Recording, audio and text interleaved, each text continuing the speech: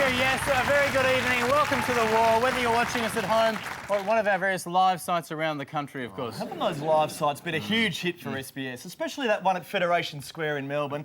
I'd like to think that even once the soccer's over, they'll keep it going so people can watch the SBS porn on the big screen. Oh, yeah. Let off the flares during the money shots. Absolutely. Exactly. Look, I'm just sorry John and Jeanette never got down to a live site, because those two, they love their soccer. Oh, they love their soccer, don't they? Exactly. Here's Johnny watching the Croatia game. And here they are again watching the Italy game. Look, they're just mad for it, aren't they? Oh, they love it. Going off. What I love is how they've dressed up in sports clothing to watch it. And they don't just do this for the soccer. John and Jeanette always dress up to look like the program that they're watching. See, here's the two of them watching Blue Heelers. Here they are watching Friday night games. And here they are watching our show. They love that bit with Chaz in the opening titles. But look, you know, it can't be easy being a politician. You're always being filmed and that. Public life would be very demanding. Oh, you've always got to be on your best behaviour for the cameras, I would have thought. You've got to try to be polite 24/7. You do, and I've got a bit of a theory about this. I reckon there's one group of people who politicians would always be polite to, and that's deaf people. No politician's ever going to go a deaf person. No. So when we had a few outrageous things to say to our politicians, what better way to deliver the message than with sign language? Thanks. Good to see you. Hi.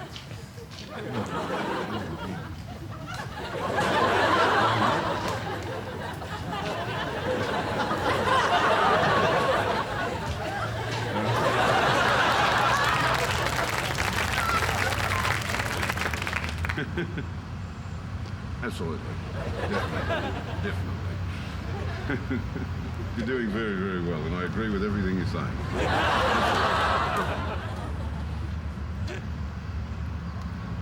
No problem. Thank you. Hi, nice to see you. Can someone help me with signing? Yeah. Okay. You want to read my text? Okay. It's at the front door. Okay? Okay. Thank you. Why don't we have a discussion later on? Appreciate that.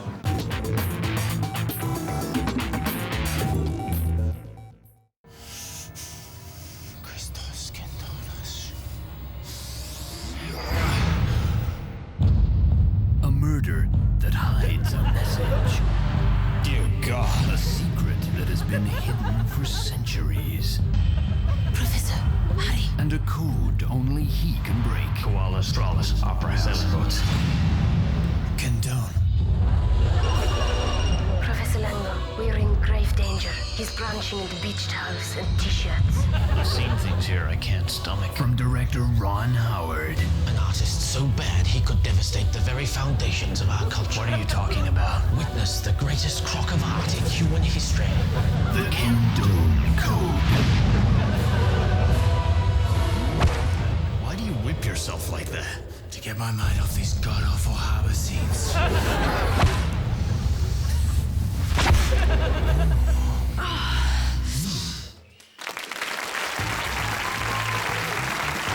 Now, if there's one thing I really hate, it's spam emails. I get them all the time, and normally, like anyone, I just delete them.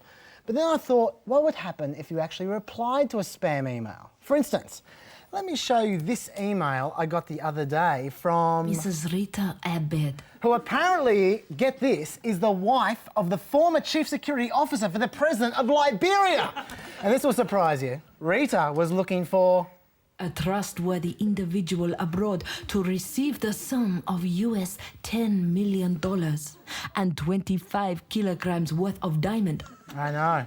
And amazingly, out of all the people in the world she could have contacted, she decided to ask me to help her out. Amazing. So I thought I'd mess with her a bit. I replied straight away saying that I'd do whatever I could to help out. But I also asked for a photo of both her and her children. Within hours, Rita wrote back to me, although she was a little shy about the photo. You ask so many questions. Why not trust? It seems Rita wasn't too interested in giving me her personal details, although she was plenty interested in getting mine. So I gave her some extra info she hadn't counted on. I said, the truth is I felt myself falling in love with you. At first I thought it was just a crush, but now I realise it could be nothing short of the deepest passion. Unfortunately, Rita wasn't much in the mood for romance. I want you to know that I am not here for loving stories or news. Although thankfully, she wasn't totally closed off to love. It will be hard for me to discuss love if you don't give me your contact details. You see, all I had to do for our love to blossom was give her my banking details. Who would have thought? But I wasn't going to be distracted by such trivialities. I was way too busy trying to get her to elope with me. Alas, she wouldn't have a bar of it. But while the love connection wasn't going so well, 2 emails later, she finally sent me that photo. That's right, just look at her. She's the very picture of African womanhood. In fact, when I looked up African woman in Yahoo Images, she was right there at the top. I was so overjoyed, I just had to write back to my darling honey bunny cutie pie Rita, asking her, would you like a winter 06 wedding or a summer 07 one? Unfortunately, it seems I pushed her a bit too hard because the very next day, tragedy struck. Thank you for your kind emails, but I don't think you are serious for this transaction. If only you were more trust, we might have been. Right on the eve of our wedding, Rita got cold feet.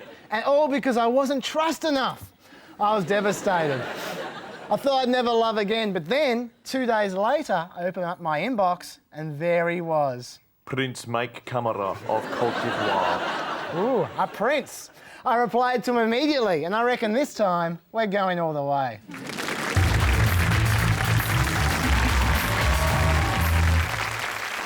Okay, welcome to Famous Face Off Rockstar Edition. Now, the problem with the rock scene today is that it's populated largely by soft cocks. So we thought, well, let's get 2 hot Australian musos and measure which of them can rock the hardest. Ladies and gentlemen, please welcome UMI's Tim Rogers and Regurgitators Quan. Welcome to the show, guys. Yes, thanks for having us along. Now, guys, we're going to scientifically measure the hardness of your rocking. And this happens, you've got 1 minute in which to break as many guitar strings as you possibly can during one performance. After 30 seconds have gone by, I'm going to honk this honker thing, which sounds like that. And that means you can now access our percussion section here, which has, for instance, a mallet and a saw, among some other tools to help you break the strings, really. And then after 1 minute's elapsed, I'm going to honk the horn again. Your time's up, OK? You guys ready? All right, so Quan, help yourself to a guitar. Tim, come and join me over here. And are you ready, Quan? All right. Take it away, Quan from Regurgitator.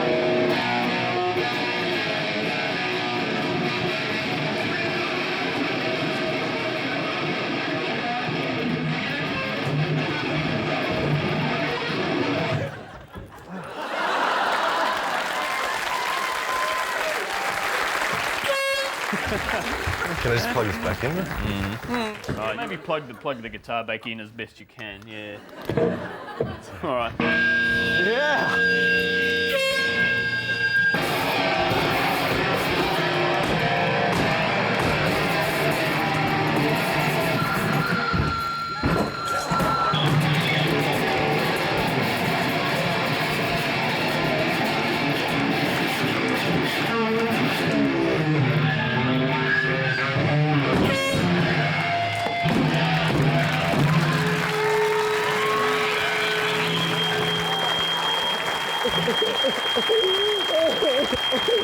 You all right, mate? I was thinking my divorce pills.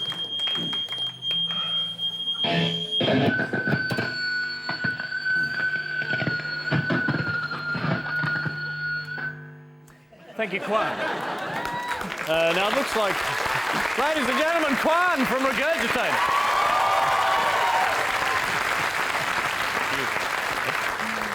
Looks like you broke 5 strings, Quan. Now that's reasonably hard. Tim, come over here, Tim. Look, help yourself to your guitar over there, Tim. I'm glad you brought it in, especially. Axe. To your axe, I'm afraid. Sorry, mate. God, I'm soft. Thanks, Quan. Great stuff. You ready to take it away, Tim? Absolutely. Okay.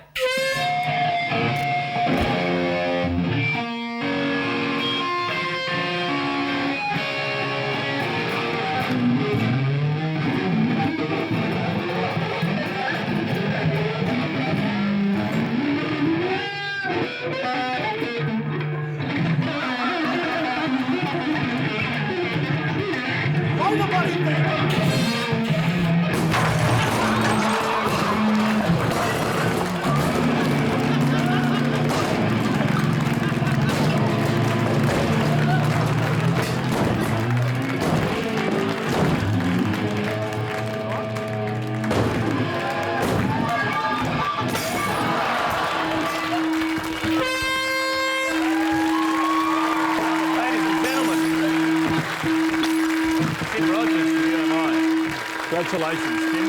That was pretty hard. That was pretty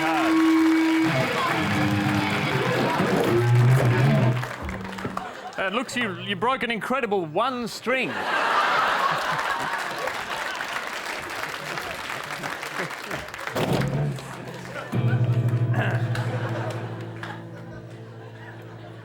Well, guys, it looks like it's 1 string to 5 and the results are in, which means the hardest rocker in the world is Quan from Regurgitator. Well done, Quan. You have won a backstage rider and a groupie. Oh my God, is this my rider? Thanks for making rock credible again. Good night. Ladies and gentlemen.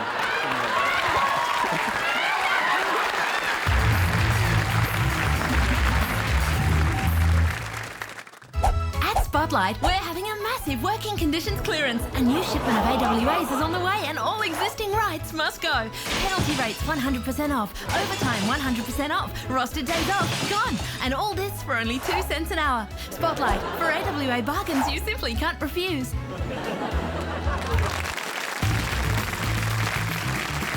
Now, there's a lot of weird religions in the world these days, and Chris, I don't think they get much weirder than the Westboro Baptist Church in America. Oh, they are out there. They're definitely out there, these guys. If you haven't heard of them, here's just a little sample by way of introduction. Now, this is the sermon their leader, Fred Phelps, gave just 3 days after September 11. And how many do you suppose of those 130 or so that died in the Pentagon were fags and dykes? It's very likely that every last single one of them was a fag or a dyke or a fag enabler. This evil nation has smeared fag feces blended with fag semen and dyke feces on the Bible. Now, I'm not sure if you picked up on it there, but these guys are a little anti-gay. No, they are, really. And if you want to find out more about these lunatics, you can check out their websites, godhatesfags.com, godhatesamerica.com, and godhatesweden.com. Bit of a theme emerging there, Chris. And the group's latest crusade is to pick at the funerals of US soldiers who they hate because they defend the interests of a gay-loving country. Now, Fox News took particular umbrage at this. You see, it's not every day that someone can make Fox News defend gays. But somehow, when Fred Phelps' daughter went on Fox, she achieved the unthinkable. This nation is full of idolatry, full of adultery, full of insane people like yourself, ma'am. You're proud of your sins. You can't do enough sinning. You think gay pride, bimbo. Oh, okay. You have sinned away your day of grace. Okay, you are an abomination. America is doomed. If America's doomed, then why don't you get out? Who would have thought the standard debate on Fox could get any lower? Well, she wasn't the only journalist to face off against the Westboro Baptist Church because our very own Charles Firth was so impressed by this group's message of love and tolerance that he went along to one of these funeral pickets to meet them for himself. So what do you say to critics who say God loves everyone? Well, I say they don't know anything about the Bible and they're lying. You've got a lovely sort of voice. Do you think that helps get your message across? Well, that's the first person that's ever told me that, but no, I don't. But your accent is really sort of quite nice. It seems to be some sort of connection between us. I mean, you're a very nice, tall man. And you must have lots of fans. Like, how many fans do you have? None that I know of. Is whether homosexuals should marry. That's the main issue. They're arguing that early and often. Did you just give me a look? Did I give you a look? Yeah. What do you mean? Because you've got a really nice butt. Like, it's a really nice butt, and I don't know, you just have this sort of beautiful way that... Hey, Cheryl? The way of holding yourself. Why is this guy touching me on the butt, patting me? You know, in Australia, we actually... You've got a pervert on your hands. No, I'm just admiring you. I just think... Excuse me, that happens to be my husband. You need to get away. There's a real connection between us. From a distance. Oh yeah, no, I will admire him from a distance. Okay. This is just... Well, he's just so... His buttocks were really firm. It's just... Don't deny that you didn't give me a look. I saw that look. All right. God has brought us together. God has brought us together, Fred. Get your hands off him, you pervert! But this is... But he's a lovely guy. You're a fag pervert. You're a fag-ass pervert. Step off. He's irresistible. That's the problem. You're denying our love. This is something that's beautiful. You're a pervert. And then his... Have a nice day, And then his pervert. buttocks... Have a nice day, pervert. They were just so firm. And in other news this week, East Timor is looking for a new Prime Minister after Mari Alkatiri finally resigned. Of course, a number of people have put themselves forward to take over as Prime Minister, including Jose Ramos Horta, Ana Persona, and of course Peter Costello. Yeah, God, he's desperate to be PM, but you know, what East Timor really needs is someone who can turn them around. Someone like Gus Hiddink. Gus! Only Gus Absolutely. has got what it takes to restore the pride of East Timor, to raise their hopes and then piss off to Russia as soon as something goes wrong. Yeah, thanks, Gus. Still in that part of the world, Indonesia and Australia are looking at a prisoner exchange deal. Under the plan, Chappelle Corby and the Bali Nine would serve their sentences in Australia, and 42 West Papuan refugees would be sent to prison in Indonesia. Back home, thousands of Australians took to the streets on Wednesday to protest against the government's new industrial relations laws. Yeah, I thought that protest was actually against the World Cup referees, wasn't it? No, it wasn't. The workers are up in arms about the AWAs, but I don't have a problem with them as long as they apply to everyone, especially the politicians. They've got the best conditions in this country, and they should have to go on AWAs as well. Before you start, Peter, you've just got to sign your parliamentary AWA. We're giving you a 2 cents pay rise. We're getting rid of your world-class ticket around the world. No, you've crossed them out. See, no one else gets to do that. Now, what's your name? Craig. To Craig, with love. With love. But kiss, cross. Can other workers do that too? Absolutely. Well, that's great news. Great news for anyone signing an AWA. The Treasurer says you can just cross it out and write a love note. Meanwhile, Network 10's been forced to drop its controversial Big Brother Adults Only program, and also Housemates Hypnotised, the new special. Some people were worried that hypnotising the housemates might make them publicly humiliate themselves. So the producers would just keep using alcohol to do that. Yeah. And of course, the world's second richest man, Warren Buffett, has said he's going to give away 80% of his fortune to the world's richest man, Bill Gates. What a great way to help the poor. Yeah, look, I don't think you should be so cynical about that, Craig, because he's giving it to the Gates Foundation, which has, of course, taken up the challenge of trying to stop the AIDS virus. Now, given how many viruses Bill Gates is responsible for, it's the least he can do. Yeah. Mind you, I have to admit that when it comes to philanthropy, I much prefer Apple. I mean, I think their vaccines are just so much more stylish. Oh, yeah. To the World Cup now, and the quarterfinals take place this weekend with England, Germany and Brazil among those teams still vying to become football world champions, while Italy is still in the hunt to become world champions of diving.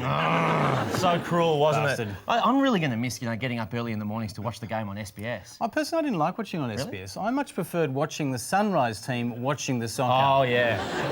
It's great viewing. Or even better than that, watching the Sunrise team watching the Prime Minister watching the soccer. Right, absolutely. That was great. Finally, fallen businessman Brad Cooper has been sentenced to jail over his role in the HIH bribery scandal. Yeah, look, this couldn't have happened to a nicer guy. I know he's really helped me out in my life with his motivational audio tapes. Every morning I wake up to pearls of wisdom just like this. Your personal development should be like an orange, sucked of its last atom of juice. Wise words. Yes. Wise words. Yep. Take that on board, people. You know, I'm sure Brad himself could really use that advice and get himself through this tough time in jail. So I headed out to Silverwater Jail this week to help him out. Here's Brad Cooper, and here's our milestone tape series that will transform the way you look at your business life. Your personal development should be like an orange, sucked of its last atom of juice. Let's go this for Brad. Remember to suck the orange, mate. It's Brad's words. Brady Cooper. Just motivating him, mate. Just motivating him. I have realised that my message is now making a real difference. Excuse me. Hello? Departmental property, you have to be asked to leave. We have to go? We can't play for Brad? No, you're trespassing. OK, we'll get off. But just remember to suck the orange, eh? But FAI, in particular Rod Adler, looked at what I was doing, looked at my belief, looked at my conviction. Remember those and convictions, Brad? He was sold on the idea. You've got a bit more convictions if that now. Jam-pack a conviction, it's not going to run. Do you want more of Brad's words? So I sold Mr. Adler on my concept. I guess I had a lot of Are you conviction. motivated? We all know about win-win, but I take win-win deep at heart. unless the other party benefits, I refuse to take a transaction where I benefit at someone else's expense. It's actually a criminal offence to attempt to unlawfully communicate with the prisoner. So what I'm going to do is turn this off and leave. Turn it off and leave? Can you give Brad the magic moments? No, you can... No. No, you can't pass them on? I guess they're his words. He probably knows them anyway.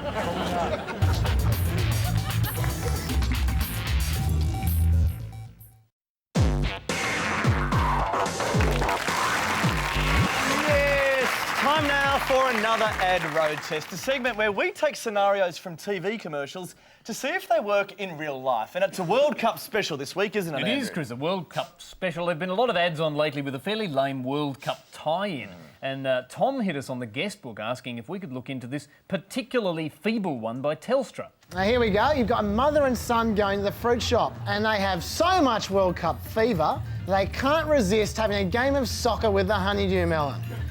Look at those skills. Oh, look, the mum's good. She's good. Now, how do you think the shopkeeper is going to react to this?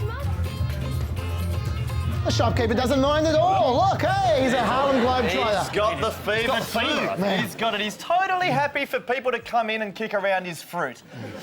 But would this happen in the real world? We visited some fruit shops this week to find out. Let's go. Game on.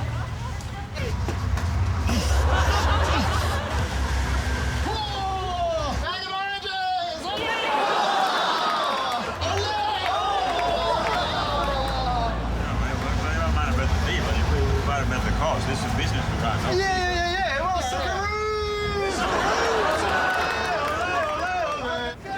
Come on. We've got a World Cup to win, Chappies. Kelly, I got another one. I think you need to practice that header.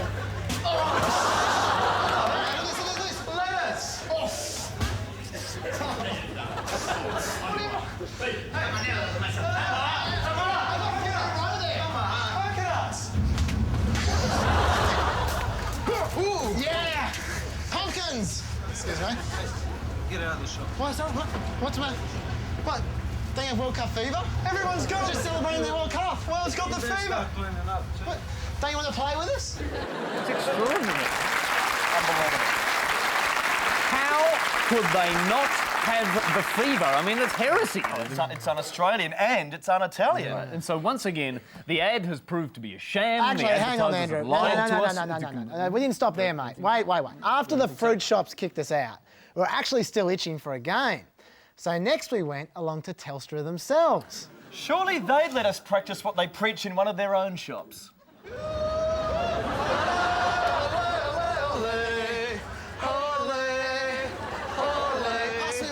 Come on, pass me. I've got. Ooh, watch out! Oh, go!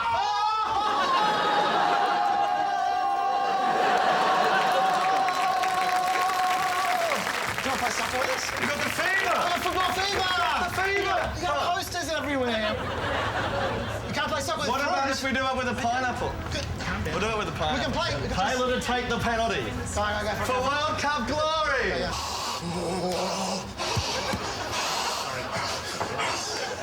I'm sorry that we lost the game, but unfortunately, we have to go. The game continues even though Australia's out of it. We still got the fever. Telstra told us we did. We're soccer fanatics. Yeah, I appreciate that, but unfortunately this is a place of business and our customers are feeling a little bit uncomfortable. I'd appreciate it if you... They can play too. We're not going to exclude them. Don't love it. Pick up Can you your at fruit. least spin the food on your finger? Not at all. I'm sorry, I can't do that. Please, grab your fruit and leave outdoors. I'm sorry. Sorry about See you in 2010. Saw Telstra will be back on the bandwagon there. Oh, that's unbelievable. That's outrageous. The breathtaking double standards on display there. Double standards. I know. This from the company that prides itself on customer service. I didn't see a lot of it that day, Chaz. Well, I didn't know this either, but then again, I was distracted by those fetching orange vests. Yeah, well, you know what? I reckon those orange vests means they support the Netherlands. That's why they were against you. They chucked you out because of it. We should just say to any kids watching who might be thinking of trying the same thing, please do. It's immensely satisfying to piss off Telstra. Well, that's all we have time for tonight. Have a fantastic weekend, and we'll leave you with another sermon of the Reverend Fred Phelps, delivered just 1 week after the Asian tsunami. Good night.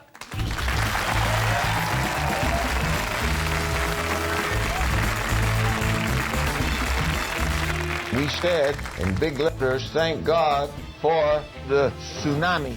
And thank God that 2,000 dead Swedes are fertilizing the ground over there. How many of those 2,000 do you suppose were fags and dykes? That's the way the Lord deals with his enemies. And the Lord has got some enemies. And Sweden heads the list.